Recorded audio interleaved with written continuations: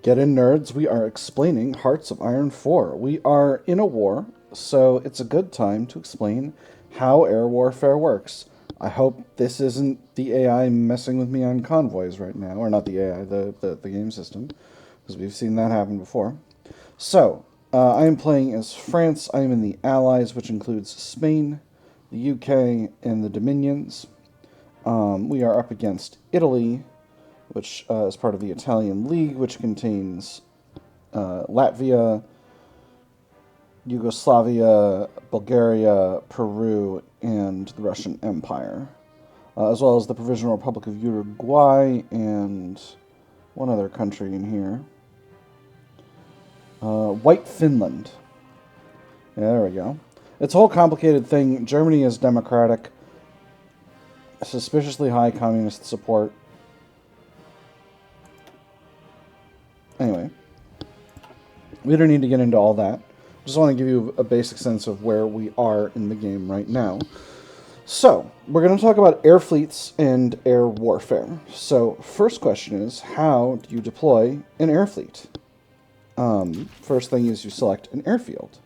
If you're in the default map view, you'll just see them as these little airplane icons. They'll be black and have no circle around them if there are no planes of yours there. They'll be white and have a circle around them if there are your planes there. They'll be white and not have a circle around them if they've got friendly planes there. And then for enemy airfields, I don't think you can even see them in the ground view. Can you see them in the air view?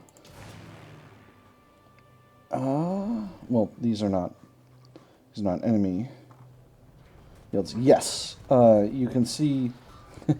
Probably should have done that. Let me see if it's the same in the ground view. Yeah, you can see them in the ground view. I thought there was one in Galicia, but apparently not.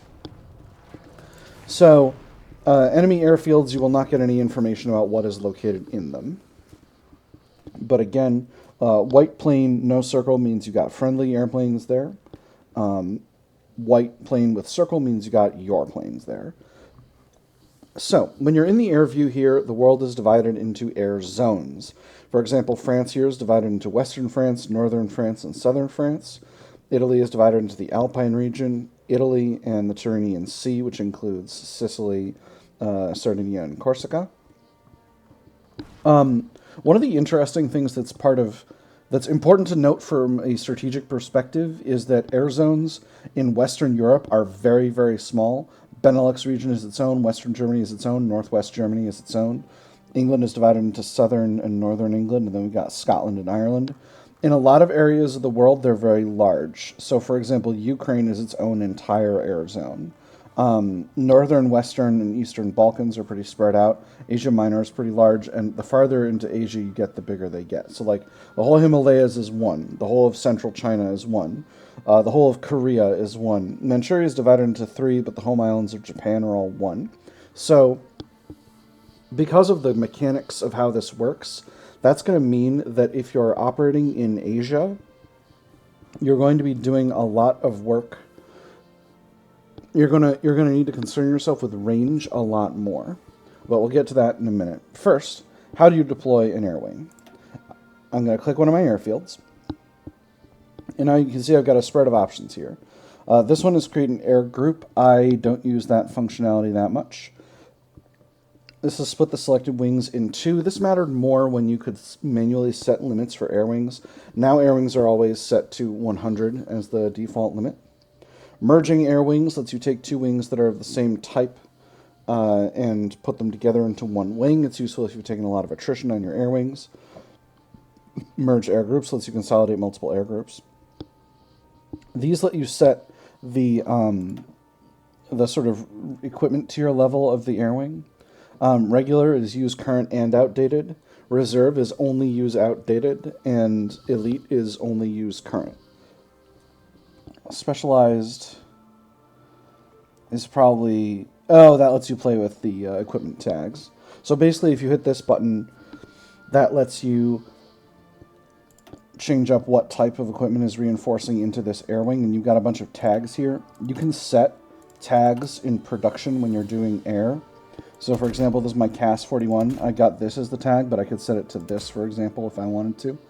and then only air wings marked with that tag, this tag here, would get those planes. There's not like a default setup for this, and I don't tend to use it, but you can if you want to, say, create... and most of these will be controlled by type. So like if you set up a fighter-bomber wing, regular fighters will not reinforce into that wing, I don't think. Because regular fighters can't perform CAS missions, whereas fighter-bombers can. And again, we talked about this in the Air Designer. You're basically a fighter bomber would be anything with a fighter weapon and a CAS weapon. So that's kind of the functionality that we're talking about here. So I'm not sure exactly what this is, what the general use case for this is, but it's a capability you have. Next, you've got retreat type. These are default set to no retreat, which means the air wing will always fly no matter what the casualties. You can set it to normal ops, which is only fly if it's at greater than 25% strength. Low intensity, which is only if it's at greater than 50%. Oh, no, those are the only three options. You can execute missions day and night, or you can set it to day only or night only. This is very important for bombers if you're doing night bombing, which is generally a lot less accurate, but also a lot safer because interception is pretty difficult at night if you don't have air-to-air radar.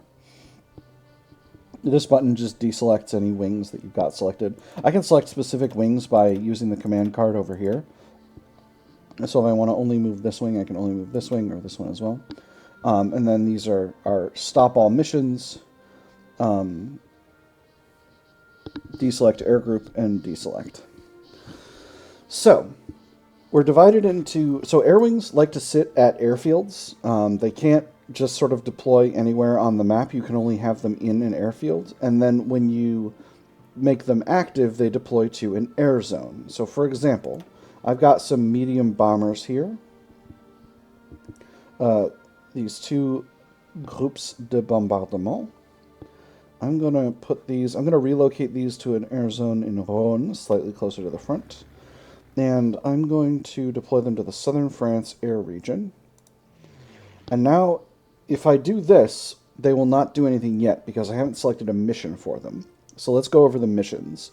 This one is pilot exercises. This just costs fuel and causes accidents, but it allows the air wing to gain experience without fighting. This is air superiority. This is the planes will fight other fighters. This is not available because these are bombers. They don't do air superiority missions. If I created a medium fighter bomber, I could use them for that. I wouldn't necessarily do that. I think a medium fighter bomber is not going to be good enough at fighting or bombing to justify the production cost. This is close air support. This causes the planes to attack enemy units that are currently in combat with your units and allied units in the air zone. So for example, if the Italians attack me over the Alps, and these units are in CAS mission, then the Italians will have to fight those air units then my air units will deal damage to their ground units. If their ground units have AA, they can fight back. And if their ground units have AA and maintenance support, they can also steal my planes once they've shot them down, which is pretty funny. I don't know if that... I don't know whether or not that counts as an exploit, and I don't know whether it's been fixed, but there was a strategy that would allow you to build up a small CAS fleet by just equipping your guys with a lot of AA and maintenance. Particularly, there's a general trait that you can use to increase equipment capture ratio that you can do with that. But that's a whole other silly thing. Moving right along here, this is interception. Interception is a fighter mission, and fighters that are on interception do not get off the ground unless they detect enemy bombers. Units on interception stop enemy bombers. They don't generally attack fighters. This means that you will take a lot more casualties in your fighters than your enemy will. Not a lot more, marginally more, but you will deal crazy damage to enemy bombers unless the enemy has total air superiority to you. Interception is a very important mission for a situation where you're trying to defend your home territory from bombing, but you've only got kind of parity with the enemy in terms of your air power versus theirs. So that's very important. Next is strategic bombing. Unlike CAS. This targets stuff that's built in the states that it's over. And you can use this to select targets. These are, you'll notice these icons are the same as the icons in the construction menu. So if you want to be selectively bombing dockyards, you can set it to this. If you want to selectively bomb railways, you can set it like this. Nuclear sites, etc., etc. And this applies to the strategic bombing mission only. So basically, you can select exactly what type of target you're going to attack, or you can attack broadly. Bombing airfields is a good thing. Bombing supply hubs is a good thing. So, you know. Or you can just focus on bombing your enemy's civilian and military industry, depending on what your general strategy is for using strategic bombing. Next here we have Naval Strike. This is generally available to naval bombers, and most types of medium bombers also have Naval Strike capability. When you deploy to a sea zone, this targets ships in the sea zone, initiates combats with them, and tries to destroy them. This one is Kamikaze Strike. This can be done by fighters, I think. And I don't use Kamikaze much. This is done by, or no, I think now in the current patch there's a strap-on bomb that you can use. There's a type of air equipment, maybe? I'm not sure. I think that might be something that's specific to Road to 56. At any rate, this mission is designed to destroy enemy ships. It causes crazy attrition on your side because they're blowing themselves up. But it does actually pretty good damage. Port Strike is bombing enemy fleets in ports. Fleets that are, and you can, fleets that are not in the water, that are docked in a port, will not be targeted by naval strike missions. You have to be doing port strike missions, and you have to be doing them in a ground air zone. But it lets you target ships that are under repair, which is quite useful. Logistics strike is going after enemy trains, specifically, and dealing damage to their supply network, not to the railways themselves, but to the trains. If you can deplete enemy trains, then your enemy army is not going anywhere fast, but it can be difficult. And finally, you got special missions over here. This one's air supply. This can only be done by transport planes, and it's used to deliver supplies to units in an area that's not well supplied. Over here, you got naval mine laying, which is a mission that allows planes that are... Let me see. I don't know if there's... I never do this, so I'm not super solid on how it works. But I think there's... If you research airdropped mines, there's a mine racks equipment for planes that you can get that lets you deploy mines in an area of the ocean instead of using destroyers or submarines to do it. That basically lets you lock down a sea zone, which is very useful. Naval mine sweeping is the same thing. It gets rid of enemy mines instead. Air recon lets you get intel about an area. You need cameras on your planes to do this. And then this is naval patrol, which is doing naval spotting, but with planes. So I'm going to set these guys to close air support. That's all the missions, and different types of planes can do different stuff. And it's all fun and games, theoretically. I've got 2 air wings here doing close air support, and 2 fighter wings here doing air superiority. As you can see, these fighter wings lack the range to cover the area completely, so their mission efficiency is pretty low. That is why range is important. The range of these air wings can be identified by these circles here. You'll notice this one has slightly higher range, this one has slightly lower. So you can see this one's getting about a 25% penalty for not being able to cover about 25% of the region. This one, on the other hand, is getting a 50% penalty for only being able to cover about 50% of the northern Iberia region, of the northeastern Iberia region. So that's why that's happening. I think I'm probably going to relocate them to this airfield, because that's going to make that easier. Anyway, I'm going to do a little bit of gameplay here, and we're just going to let the day tick over. Cool, convoys are sorted. I don't do access requests or non-aggression pacts with the AI, generally speaking. So, we are winning our fights here in northeastern Spain. There's focus completed. Oop. Alright, so we've paused again, and now let's take a look at how the air war is going.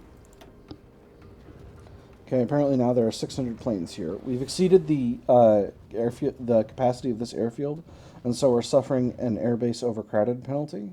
I'm going to go ahead and move these planes over to here, and we'll try this again.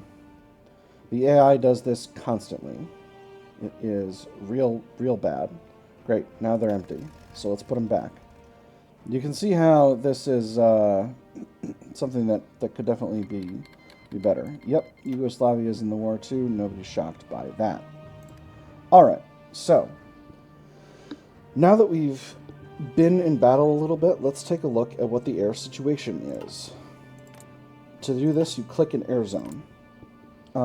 This shows you what you've got in the air zone in terms of active fighters and active support planes. That's bombers and everything else. It shows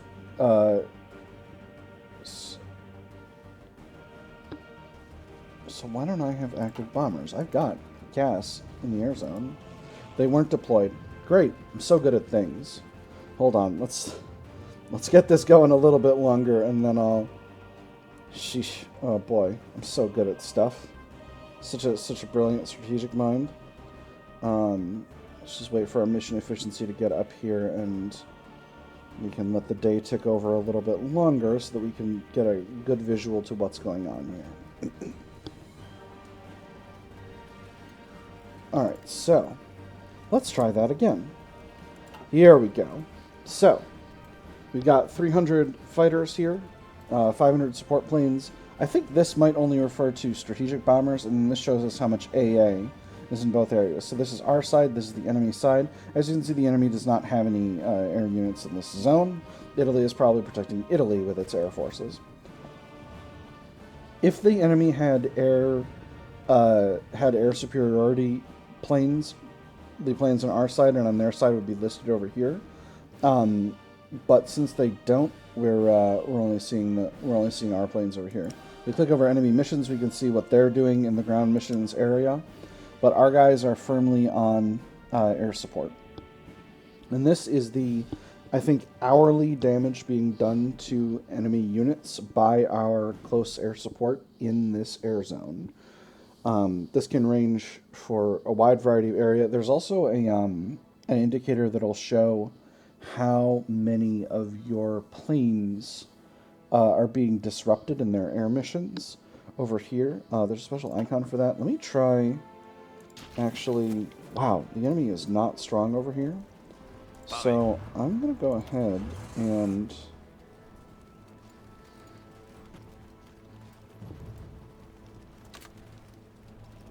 set myself an order here. I'm going to talk about orders in a future video. Oh no, I've already got one.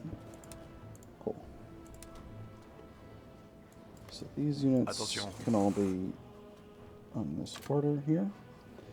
And I'm going to set these going. And we're going to put our planes in the air in the Alpine region. I'll set these ones over here as well. And we'll give that a minute to tick over. As you can see, the combats are going our way right now. And Italy's more likely to have actual units doing work over here. We'll set this supply hub to supply all our units up here to make sure that our supply situation is good. As you can see, I built a huge railroad here. Didn't build it all the way up to here, though. Probably a mistake, but it is what it is. So, that's a few days of action. Let's see what the air game looks like.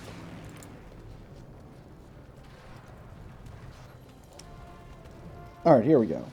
So, we've got 418 planes on ground missions here, and as a result, we're doing 12.3 damage to enemy divisions per hour, which is very solid. The enemy also has 78 Ferry Gordons doing strategic bombing, and not very effectively.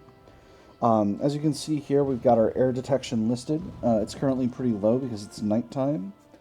And this is our average mission efficiency, which is pretty low. This is mostly due to the snow and the fact that we don't have great range over here. Enemy mission efficiency is here, and enemy air detection. And you can see a breakdown of what's causing the air detection and air efficiency in the area. Oh, I see. This is So these are casts specifically, and these are bombers specifically. Interesting. And UK's got some air support planes. Neat. All right, so I think that's a pretty good basic overview of how the air game works. In terms of broad strategies, I like to build a lot of fighters. Having air superiority and a small amount of casts is better than having air parity and a large amount of casts or bombers. I tend to focus very much on air support, and I go with ground support doctrine as opposed to strategic bombing because I'm very much a aggressive player. If I were going a more sort of attrition oriented route, I would do more strategic bombing, but I'm not. So that's kind of the way of that. And yeah, I feel like that's giving you a pretty solid basis of understanding what is going on with the air game in Hearts of Iron 4, or at least what I'm doing when I'm doing air stuff. If you want to get good at it, watch the Let's Plays, or play the game yourself. I'm not the boss of you. You can play video games if you want to. But at any rate, I've had fun here. I hope you have as well, and I will see you on the other side.